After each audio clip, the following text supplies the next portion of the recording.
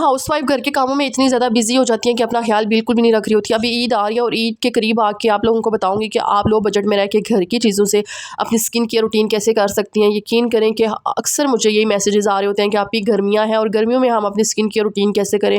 कोई टिप्स बता दें, कोई चीज़ बता दें जो हम अप्लाई करें। देखिए, कोशिश क्या करें, सबसे पहले तो नमाज़ पढ़ा करें। नमाज के बाद जब आप वज़ू करती हैं ना, वो तो अल्लाह ताला की तरफ से ही फेस पे नूर आ जाता है। तो मैंने कहा चले आज मैं आप लोगों के साथ अपनी रूटीन शेयर करती हूँ कि मैं अपने फेस पे क्या क्या लगाती हूँ। और आप लोग मुझे अक्सर पूछ होते हैं कि आपके हाथ बड़े वाइट है, आप क्या लगाती हैं हाथों पे, आपके फेस पे क्या लगाती हैं। तो मैंने कहा कि मैं तो लगाती इतना खास कुछ नहीं हूँ, लेकिन जो मैं लगाती हूँ चले मैं आप लोगों को बताती हूँ।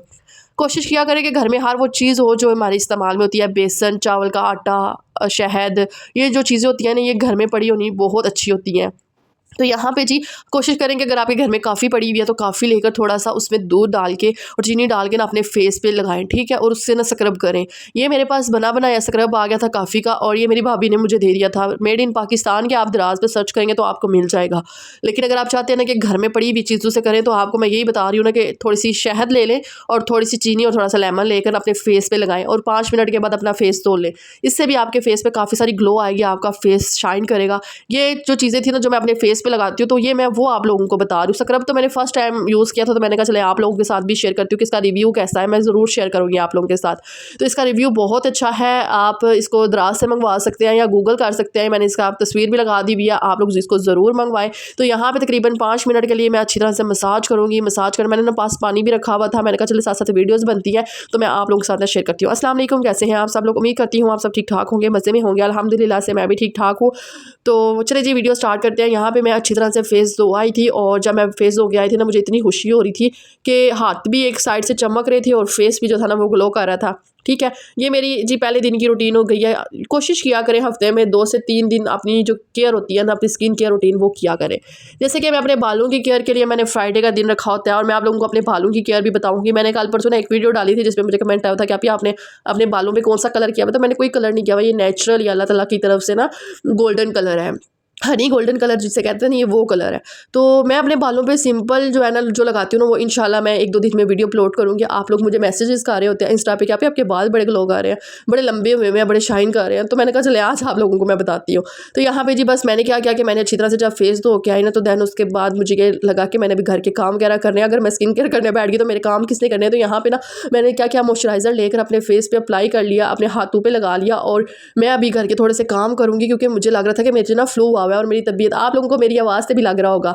तो फिर ज़ाहिर है मजबूरी होती है, वीडियो बनानी है। और मैं आप लोगों को बता रही हूँ कि ईद की तैयारियाँ मेरी जो है ना वो कंप्लीट हो गई ऑलमोस्ट। मेरे कपड़े भी हो गए थे, मेरे बेटे के भी हो गए हैं, मेरे हस्बैंड के भी हो गए हैं, तो जूते भी हो गए हैं। तो बस ये जो स्किन केयर रूटीन थी और ये जो घर के थोड़े बहुत काम थे ना वो रहते थे, फिर मैंने कहा कि वो करने ज़रूरी है। उसके बाद जी रात के 11 बजे मेरा गला बहुत ज़्यादा दर्द कर रहा था, मेरा खाना खाने का बिल्कुल भी दिल नहीं था खा रहा। फिर मेरे हस्बैंड आए और वो कहते हैं क्या खाना है, तो फिर मैंने कहा कि मुझे चाय बना देना। फिर उन्होंने अपने लिए और मेरे लिए चाय बना ली थी। इतनी ज़्यादा चाय बना ली थी ना, गर्मी में मेरे से चाय नहीं पीनी होती है, तो ना मैं ठंडा पानी पी रही हूँ, पता नहीं क्यों ऐसे अच्छा क्या हुआ कि मेरी नान की बेटी ना मुझे ना कैरीज ला के दिया है, उन्हें पता आंटी खाती हैं, तो उन्होंने मुझे थोड़ी सी ना कैरीज दी है। तो मैंने ना वो थोड़ी नमक मिर्च लगा के खा लिया। तो उसके बाद मेरे गले में ना बहुत ज़्यादा पेन हुई है और मुझे लगा है कि वाकई में यार ये बहुत ज़्यादा खट्टी थी। तो वो फिर जनाब मैंने उसको उठा के बाहर फेंक के, मेरे हस्बैंड ने भी गुस्सा किया कि तुमने क्यों खाई है जब पता था खट्टी है। तो फिर मैंने उठा के बाहर फेंक दी, उन्होंने भी जो 2 पड़ी हुई थी। और फिर उसके बाद गला इतना ज़्यादा ख़राब हो गया था। अच्छा मैंने आप लोगों को बताया था ना कि मैंने लोन ले लिया अपने कमरे को सही करवाने के लिए, घर को सही करवाने के लिए। तो आज हमने पेंटर को बुला लिया था, वो घर आएंगे, आके हमारी जो है ना ग्रिल को पेंट करेंगे। मेरा दिल था वाइट करवाएं, हम देखें फिर क्या होता है, ससुराल वाले क्या कहते हैं कि वाइट करवाना या नहीं। उनका यही होता है कि यार वाइट जो होता है ना वो गंदा हो जाता है और फ़खर गंदे हाथ लगा देता है या कोई और गंदे हाथ लगा लेता है, इसलिए फिर देखते हैं क्या होता है। सो उसके बाद ही दैन मैं अंदर आई और आते साथ ही मैं आप लोगों को बताऊंगी कि सुबह कोशिश किया करें नमाज़ पढ़ने के बाद, तस्बीह ज़िक्र करने के बाद ना अपने फेस की जो होती है ना टकोर किया करें, बर्फ़ की ठंडे पानी की टकोर किया करें। इससे आपका फेस इतना फ्रेश फील होगा। आपको सिर्फ हफ्ते में 2 से 3 दिन करके देखिए, फिर आपकी जब रूटीन बन जाएगी ना आपको खुद फील होगा कि मैं फ्रेश हूँ। जैसे आपको नींद का गलबा आया होता है, सुस्ती आई होती है ना, वो नहीं होगी। तो यहाँ पर बस मैं तबीयत भी नहीं थी ठीक है, लेकिन फिर भी मैंने कहा कि वीडियो तो मैंने बनानी है, रिकॉर्ड करनी है, जो कुछ मर्जी हो जाए। तो ये कोशिश किया करें, ये छोटे छोटे टिप्स जो मैं आप लोगों के साथ शेयर करती हूँ ना, इनको फॉलो किया करें। इसी में आप लोगों की बेहतरी होती है। घर में लो बजट में रह के जो भी टिप्स आप लोगों के साथ शेयर करती हूँ ना, तो इसमें फ़ायदा होता है। और यहाँ पे बस मैं 5 मिनट के लिए 5 से 10 मिनट के लिए इसकी बर्फ़ की टकोर करूँगी और इतना सुकून मिल रहा था ना, मैं फ़्रेश हो गई थी।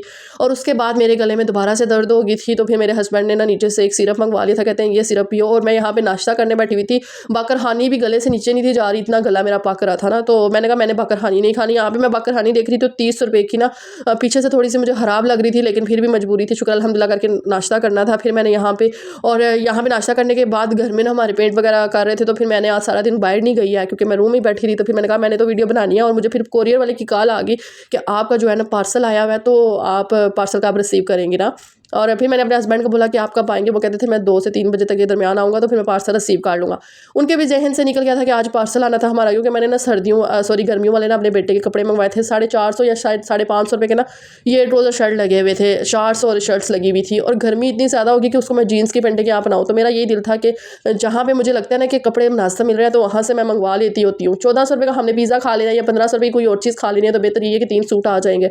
तो फिर ये तीनों सूट 1650 रुपये के पड़े हैं। और ये देखिए इतनी सॉफ्ट लग रही थी ना, तो फिर मैंने ये मंगवाई है। और यहाँ पे मेरे हस्बैंड भी चेक कर रहे थे। मैंने ना 20 साइज़ मंगवाया फ़हर का।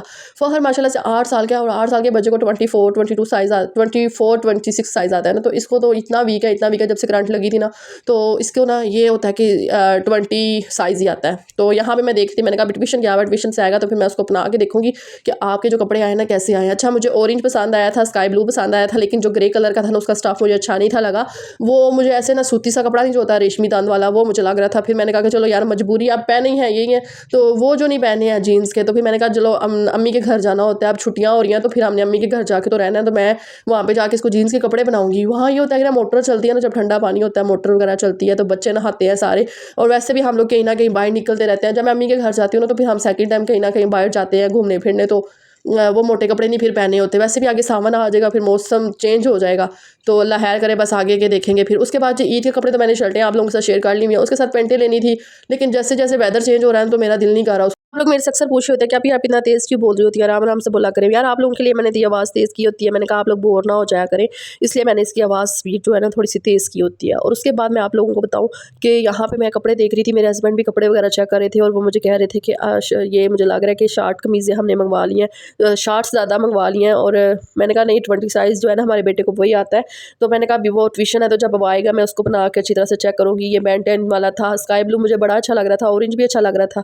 तो मैं अम्मी लोगों के घर जाऊँगी नहीं, इंशाल्लाह अल्लाह खैर करे, तो फिर वहाँ जाके आप लोगों के साथ काफ़ी सारे व्लॉग शेयर करूँगी। बस अभी मैंने सुना छुट्टियाँ हो जाएगी, तो छुट्टियों में ये है कि चलो हमारी रूटीन ना बन जाएगी। कुर्बानी है ना, कुर्बानी से पहले पहले हम लोग जाएंगे, जो ही छुट्टियाँ होगी ना, फिर हम ईद के दूसरे या तीसरे दिन घर वापस आ जाएंगे इंशाल्लाह अल्लाह खैर करे। मेरा तो ये माइंड बना है, अब देखते हैं अल्लाह को क्या मंजूर है, आगे क्या होता है क्या नहीं होता। और उसके बाद जी यहाँ पे मैं बाहर आई, और बाहर मैंने देखा कि वेदर जो था ना बड़ा कोई ज़बरदस्त हो गया हुआ था, आंधी तूफ़ान बहुत ज़्यादा था। लेकिन फिर शुक्र किया कि वो पेंट वाले अंकल चले गए थे, क्योंकि अभी फ्रेश था ना, तो मुझे यही था कि बारिश ना आ जाए, और दूसरा ये था कि आंधी तूफ़ान की वजह से ना मट्टी इसके साथ चिपक जाएगी। अच्छा मेरा यही माइंड था कि वाइट करवाना है, लेकिन मेरे हस्बैंड कहते हैं कि ब्राउन ठीक लगेगा, क्योंकि ब्राउन अच्छा लगेगा। फिर उसके बाद मेरे जो ससुराल वाले थे वो भी ये कहते थे, लेकिन जो मेरे फादर इन लॉ थे ना वो ये कह रहे थे कि वाइट करवाना है। अच्छा फिर उसके बाद वो पेंट वाले अंकल जो थे ना वो ब्राउन ले आए थे, और फिर मेरे हस्बैंड कहता चलो यही करवा लेते हैं, और इतना अच्छा लग रहा था ना ये। और उसके बाद जी ये तूफ़ान, ये आंधी, इससे मुझे डर नहीं लगता, खौफ नहीं, मुझे खुशी होती है कि ये जो है ना हमारे घर से बीमारियाँ परेशानियाँ जो भी होती है ना ज़िंदगी में वो ख़त्म हो जाती है, हमारे साथ आंधी तूफ़ान ले जाते हैं। ये मैंने कहीं से सुना था, लेकिन पता नहीं ये सच है या झूठ है।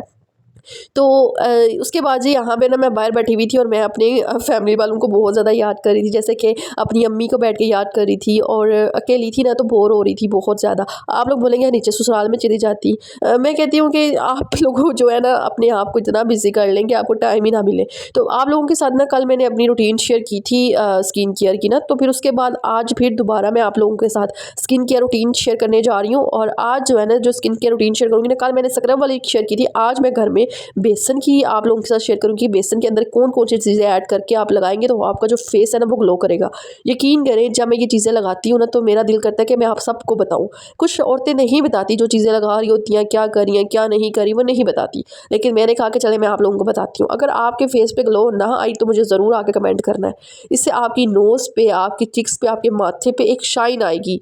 और इसको लगाने तकरीबन आप लोगों ने कोशिश करनी है कि जो कच्चा दूध होता है ना वो इस्तेमाल करें, ताज़ा जो कच्चा दूध होता है वो इस्तेमाल करना है। साथ आप लोगों ने बेसन ले लेना है। अगर आपके पास चावल का आटा है वो ऐड कर ले, वरना उबले हुए चावल घर में पड़े होंगे, आप थोड़े से उबले हुए चावल उबाल कर लें। इनको आप कोशिश करें थोड़ा सा पीस लें। पीसने के बाद आप अपने फेस पे लगा लें और उसके बाद आप लोगों ने ना इसको तकरीबन 15 से 20 मिनट के लिए छोड़ देना है।